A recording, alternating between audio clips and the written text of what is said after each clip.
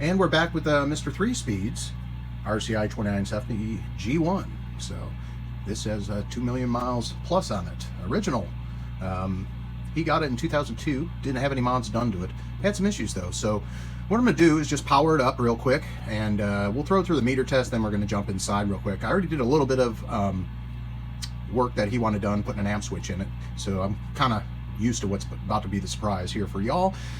We have 200 watt slugs, and we have our average, and we'll have our peak. I'll go ahead and throw it on. Both scales will be the same at the moment. No multiplier on it. We're just going to go ahead and power this up.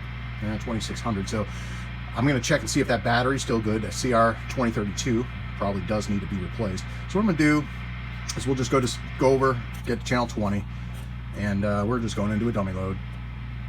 And we are on AM right there. So let's see what our little meters say back there.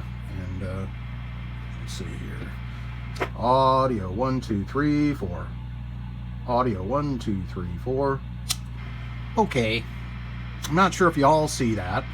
See what the it's a little interesting. The reason I say that is we have our RF power all the way down, and this thing here. Should we zoom in a little bit when we're doing this here? A little bit right there. Let's see, audio test 1 2 3 4. That thing is slamming in the corner. So let's see what we got now. If we go over here on a audio 1 2 3 4. Audio 1 2 3 4. Wow, we're peaking way up there, 180. Golly, that seems pretty crazy to me.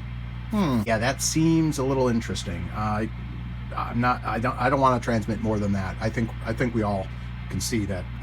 Yeah, we have power all the way down there, and it's time to pop these covers. Mr. 3-Speed, we'll get those screws put in. I did find some. Still love that grommet situation, but let's start at the top here. Top covers off, and if anyone else, all those radio friends and family that I have out there, you probably know what we're going to see in this box, maybe, possibly. Here we go. Let's open this up. Oh boy.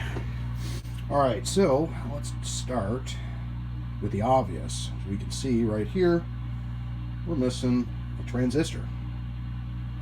And we go back here, and we got an MPC mod, it looks like here. This, of course, just for the amp switch. That's added in. This, yeah, that's not... yeah, there we go. We got a little zoom on this. So yeah, there's MPC mod right there. We have this, and it looks like a trace is cut. We have a burn trace there. I'm scared to flip this over, but let's go ahead and do this real quick. I always like this. It's kind of like opening an iPad. I always go power side down, makes it easy on you and me, and then we can just peel it apart like a grilled cheese. Oh man, I'm kind of hungry for grilled cheese now. I gotta wait, I guess.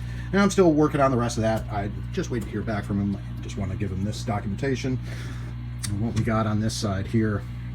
So yeah, this is actually the battery in a piezo, and I think that battery's been replaced before and probably needs to be replaced again. But yeah, let's just go back to the back here. All right, we're missing a transistor back here. That's Q55.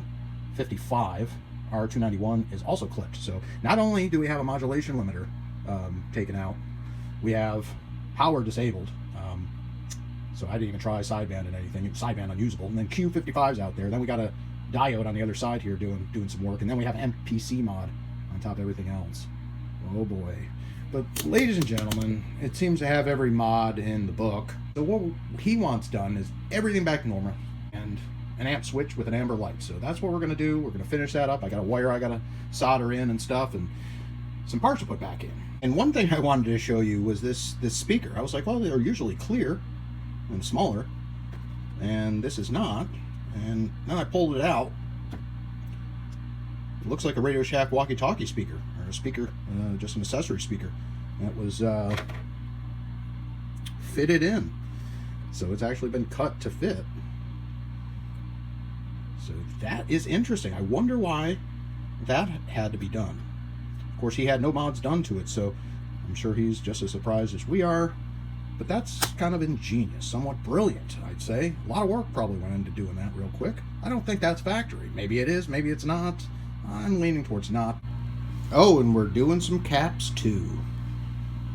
And finally, a couple wire splices too. We'll do that, because as soon as you peel that up, Yeah, it looks like an old mic mod. So, Mr. 3-Speed, let's get going on your radio. Well, I figure why not pop the tin, take a look inside while I'm at it.